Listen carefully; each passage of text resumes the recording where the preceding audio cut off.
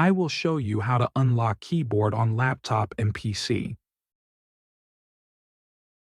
The first step is to try typing anywhere. For example, I tried typing in the YouTube column. It looks like I can still type, but if I press Shift for 10 seconds, then there is a notification like this. If you click Yes, then your keyboard will turn off.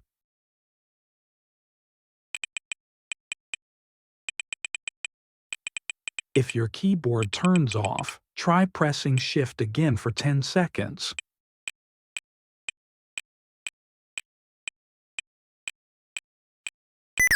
Wait until you hear a beep. Then your keyboard can be used again. That's how to turn the keyboard back on.